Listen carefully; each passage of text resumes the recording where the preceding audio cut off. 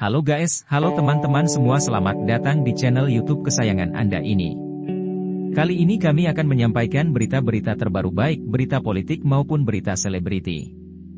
Semoga berita yang kami sampaikan bermanfaat.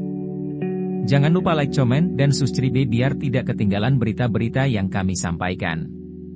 SBY hadir di nikahan Kaisang tapi Surya Paloh absen, pengamat, tukar guling Nasdem dengan Demokrat. Keputusan Ketua Umum Partai Nasdem, Surya Paloh, yang tidak menghadiri acara pernikahan putra bungsu Presiden Jokowi, Kaisang Pangarep dengan Erina Gudono, dianggap sebagai gestur politik oleh kalangan pengamat. Sebelumnya, Surya Paloh disebut tak bisa hadir karena harus menjalani pengobatan di luar negeri.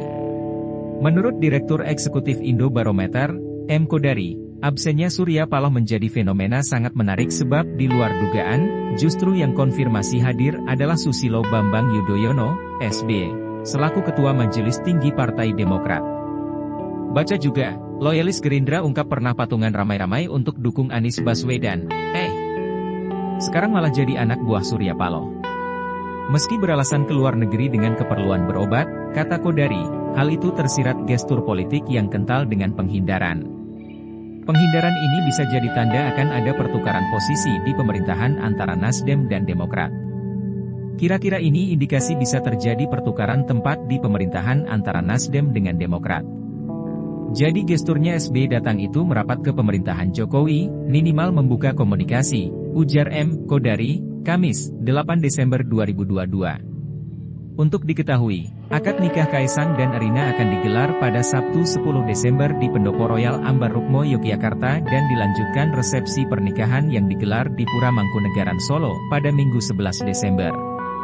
Kodari menilai, selama ini Demokrat dikenal sebagai partai oposisi, sedangkan Nasdem semenjak mengusung Anies Baswedan sebagai capres mulai ada rasa oposisi dan terlihat renggang hubungannya dengan koalisi pemerintah.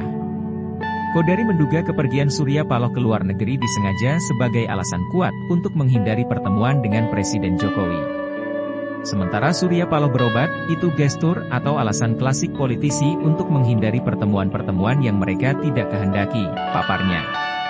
Menurutnya, Surya Paloh trauma dengan pertemuan di acara HUT ke-58 Partai Golkar di Jakarta beberapa waktu lalu, di mana pada saat itu Presiden Jokowi menyindir Nasdem untuk tidak sembrono memilih capres, ditambah Presiden Jokowi yang seolah enggan membalas pelukan Surya Paloh.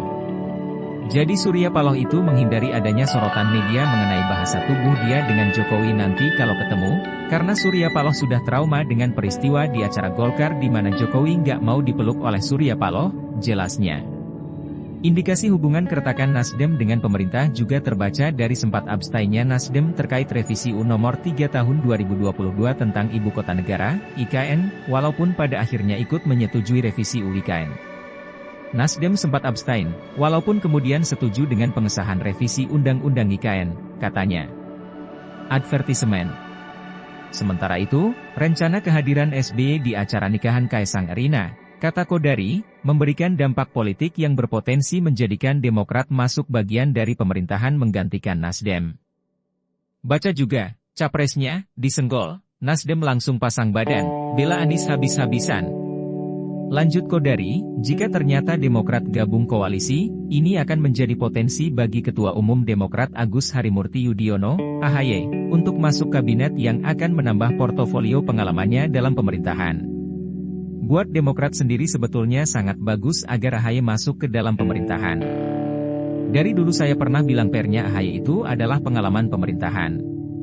Setelah gagal di Pilkada DKI Jakarta, saya sudah menyarankan untuk Mas AHY itu masuk ke dalam pemerintahan untuk menduduki jabatan menteri, jelasnya.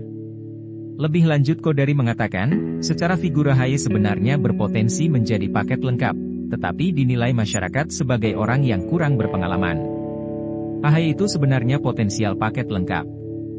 Pertama, itu dia punya partai, kedua, dia punya penampilan. Yang kurang dari AHY itu hanya satu, yaitu pengalaman di pemerintahan, beber Kodari. Kodari menyarankan supaya Demokrat masuk ke pemerintahan dan memosisikan AHY sebagai menteri agar memiliki pengalaman di pemerintahan dan makin dipercaya oleh masyarakat dan elit politik. Jadi supaya tidak diserang lagi dari aspek pengalaman, ia harus ada pengalaman pemerintahan seperti Mbak Puan. Orang sekarang sudah tidak bisa ngomong Mbak Puan gak qualified segala macam karena sudah pengalaman jadi menteri, ungkapnya. Jadi kekurangan utama Ahy itu selama ini kurang pengalaman di pemerintahan saja. Masyarakat dan elit politik itu tidak cukup yakin bahwa Ahy mampu dan kompeten memimpin negara dengan jabatan terakhir sebagai mayor di TNI, tapi kalau dia sudah jadi menteri, maka pengalaman itu menjadi legitimasi dan itu sudah lengkap, tuntas Kodari.